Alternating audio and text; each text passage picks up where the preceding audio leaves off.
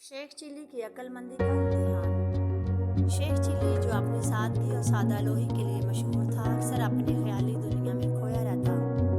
گاؤں والے اسے مذاق کا نشانہ بناتے تھے، لیکن شیخ چلی کے دل میں ہمیشہ ایک چھپی ہوئی عقل اور سمجھداری موجود تھی، جو وقت آنے پر ظاہر ہوتی تھی۔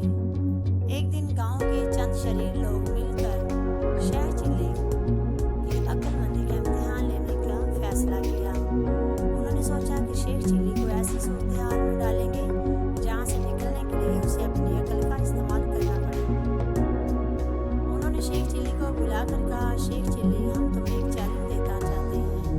ہمارے پاس ایک گائے اور ایک بکری ہے۔ ہمیں تم سے یہ جاننا ہے کہ تم دونوں کو بغیر نقصان پہنچائے کیسے ایک ہی رسی سے باندھ سکتے ہو، لیکن یاد رکھنا بکری کو گائے کے سینگوں سے دور رکھنا ہوگا، ورنہ وہ زخمی ہو سکتی ہے۔ شیخ چلی نے کچھ دیر سوچا، پھر بولا، ٹھیک ہے، مجھے تھوڑی دیر دو، میں اس کا حل تلاش کر لوں گا۔ گاؤں والے ہنسنے لگے، انہیں یقین تھا کہ شیخ چلی اس مسئلے کا کوئی حل نہیں نکال پائے گا۔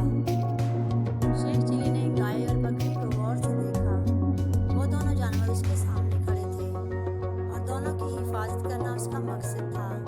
شیخ چلی نے تھوڑی دیر بعد کہا، میرے پاس ایک ترکیب ہے۔ اس نے ایک لمبی رسی لی، گائے کو اس کے سینگوں کے قریب سے باندھا اور رسی کو بکری کی گردن کے قریب سے گزارا، لیکن اس نے بکری کو اس طرح باندھا کہ وہ گائے کے سینگوں سے دور رہے۔ اس کے بعد اس نے دونوں کے ایک ہی درخت کے تنے کے گرد باندھ دیا۔ گائے اپنے طور پر کھڑی رہی اور بکری نے درخت کے دوسری طرف گھاس چرنا شروع کر دی۔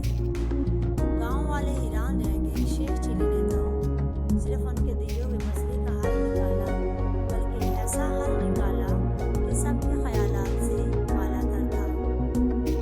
انہیں اب احساس ہوا کہ شیخ چلی صرف سادہ لوگ نہیں، بلکہ جب ضرورت پڑتی ہے تو وہ بہت ہی عقل مند اور ہوشیار بن جاتا ہے۔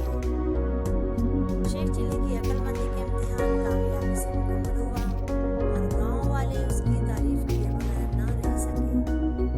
اس دن کے بعد گاؤں والے شیخ چلی کو ایک نیا احترام دینے لگے اور اس کی ساری زندگی کے ساتھ ساتھ اس کے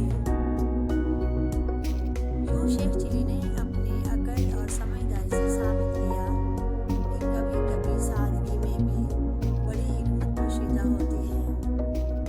تو پیارے بچوں، اس لیے ہر کام کو سوچ سمجھ کر عقل مندی کے ساتھ کریں۔ جو بھی بات کریں پہلے اس کو سمجھیں، آیا کہ میں یہ بات غلط کر رہا ہوں یا صحیح، اس کے بعد پھر بولیں۔ کہتے ہیں نا، پہلے تولیں پھر بولیں۔